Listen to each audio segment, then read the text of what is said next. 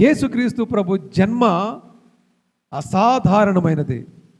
యేసుక్రీస్తు ప్రభు యొక్క జన్మ అతి శ్రేష్టమైనది. యేసుక్రీస్తు ప్రభు యొక్క జన్మ అతి పవిత్రమైనది. యేసుక్రీస్తు ప్రభు యొక్క జన్మ అతి పరిశుద్ధమైనది.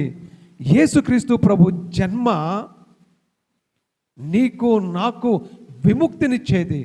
యేసుక్రీస్తు ప్రభు యొక్క జన్మ నిన్ను నన్ను మనందరికీ విమోచన కలిగించేది.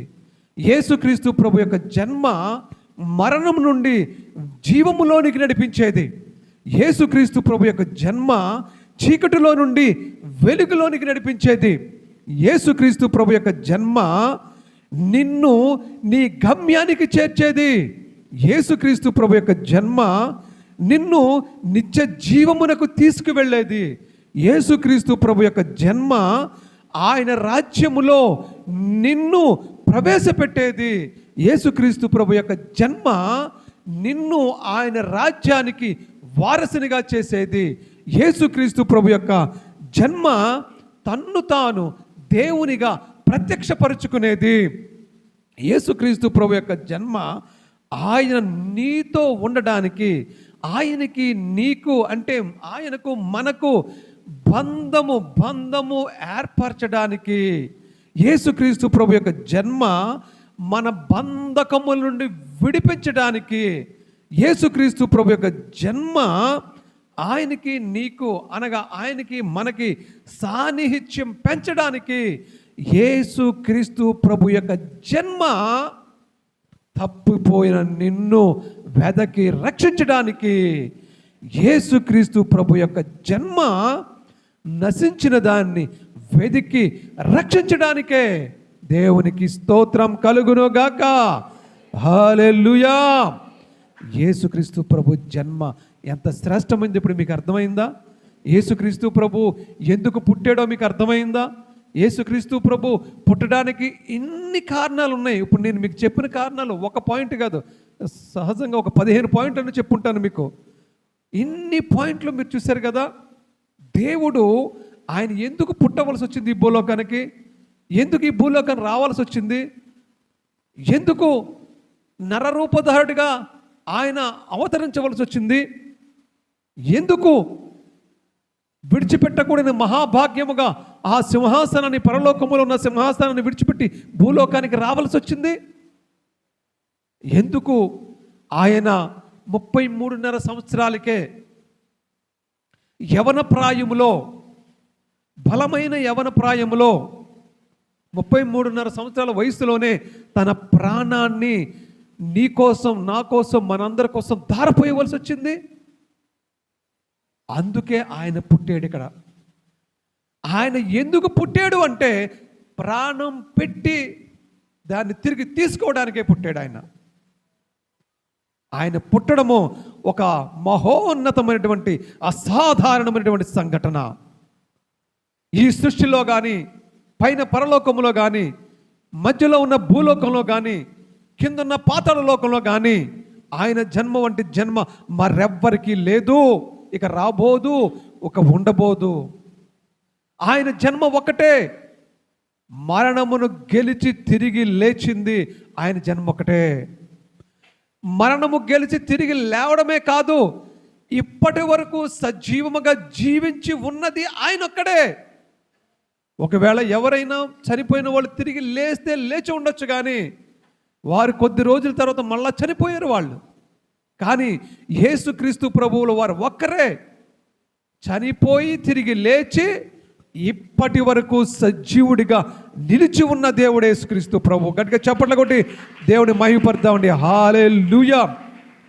ఆయన జన్మ ఎంత శ్రేష్టమైనది, ఆయన జన్మ ఎంత పవిత్రమైనది, ఆయన జన్మ ఎంత పరిశుద్ధమైనదంటే, నువ్వు నేను ఎంత కాదనుకున్నా, మనం ఎంత పరిశుద్ధమైపోయినా, నువ్వు నేను, ఇది అందరికీ తెలిసిన బహిరంగ రహస్యం, ఇది అందరికీ తెలిసిన రహస్యం. తల్లిదండ్రులు కలిసి కాపురం చేస్తేనే మనుషులు పుడతారు. కానీ యేసు ప్రభు అలా పుట్టలేదండి. కలిసి కాపురం చేస్తే ఆయన పుట్టలేదు. ఆయన పుట్టుక ఒక అసాధారణమైనది. ఎందుకన్నానంటే, నేను ఆయన తల్లి తండ్రి కలిసి కాపురం చేస్తే పుట్టలేదు ఆయన. పరిశుద్ధాత్మ దేవుని వలన మరియమ్మ గారు గర్భవతి అయితే ఆ పరిశుద్ధాత్మ వలన ఈయన గర్భంలోనికి వచ్చాడు, ఈయన పుట్టాడు. ఆ మరియ గర్భము ద్వారా ఈయన పుట్టాడు. సంబంధం లేదు, అసలు ఏ పురుషుడికి సంబంధం లేదు, ఎవరికి సంబంధం లేదు. ఆయనగా పుట్టాడంతే. పరిశుద్ధినములు చెడ్డవి గనక సమయం పోనీక సద్వినియోగం చేసుకొనుచు అజ్ఞానుల వలె కాక జ్ఞానుల వలె నడుచుకున్నట్లు జాగ్రత్తగా చూసుకోండి. చాలా దేవునికి స్తోత్రం కలుగును గాక. దినాలంటే ఎలాంటి అమ్మా? చెడ్డవంటే పెద్ద పెద్దోళ్ళకే దిక్కు లేదు. అర్థమవుతుంది కదా? వీళ్ళందరూ పెద్ద పెద్దోళ్ళే కదా, వేల కోట్ల ఆస్తులు ఉన్నవాళ్లే కదా, పెద్ద పెద్ద ఇమేజ్ ఉన్నవాళ్లే కదా, పరువులు ఉన్నవాళ్లే కదా, ప్రతిష్టలు ఉన్నవాళ్లే కదా, వాళ్ళకే దిక్కులేదు. ఇక మనం ఎంత రోజులు చెప్పండి ఒకసారి. కాబట్టి మనం ఏం చేయాలి చెప్పండి? దేవుని యందు దినాలు బాగలేదు కాబట్టి దేవుని యందు జాగ్రత్తగా మనం ప్రార్థన చేసుకుంటూ జాగ్రత్తగా జ్ఞానుల వలె మనం మసులుకోవాలి. ఎందుకంటే దేవుడు నీ కోసం నా కోసం పుట్టాడు, నీ కోసమే నా కోసమే పుట్టాడు, మనందరి కోసమే పుట్టాడు. ఎందుకంటే మనకి విముక్తి ఇవ్వడానికి. దేని నుండి విముక్తి ఇవ్వడానికి? పాపం నుండి విముక్తి ఇవ్వడానికి. 1 యోహాను 3:4. 1 యోహాను 3:4. పాపము చేయు ప్రతివాడును ఆజ్ఞను అతిక్రమించును. ఆజ్ఞాతిక్రమమే పాపం. ఒకటి ఓకేనా? ఇంకొకటి 8వ వచనం, 9వ వచనం, 10వ వచనం. 8, 9, 10. అపవాది మొదటి నుండి పాపము చేయుచున్నాడు కాబట్టి పాపము చేయువాడు అపవాది సంబంధి అపవాది క్రియలను లయపరచుటకే దేవుని కుమారుడు ప్రత్యక్షమాయెను. దేవుని మూలంగా పుట్టిన ప్రతివానిలో ఆయన బీజము నిలుచును గనుక వాడు పాపము చేయుడు. వాడు దేవుని మూలంగా పుట్టినవాడు గనుక పాపము చేయజాలడు. దీనిని బట్టి దేవుని పిల్లలెవరో అపవాది పిల్లలెవరో తేటబడును. నీతిని జరిగించని ప్రతివాడును తన సహోదరుని ప్రేమింపని ప్రతివాడును దేవుని సంబంధులు కారు. ఇంకో పాపములు తీసివేయటకే ఆయన ప్రత్యక్షమాయనని మీకు తెలియను. ఆయన యందు పాపమేమియు లేదు. ఫస్ట్ నేను మీకు ఏం చెప్పాను? విముక్తి కలిగించడానికి యేసు ప్రభు పుట్టాడని చెప్పాను కదా. ఈరోజు మనం ఈ డిసెంబర్ నెలలో ఉన్నాం. యేసయ్య జనన విధానం గురించి మనం మాట్లాడుకుంటూ ఉన్నాం. యేసయ్య జన్మ గురించి మనం మాట్లాడుకుంటూ ఉన్నాం.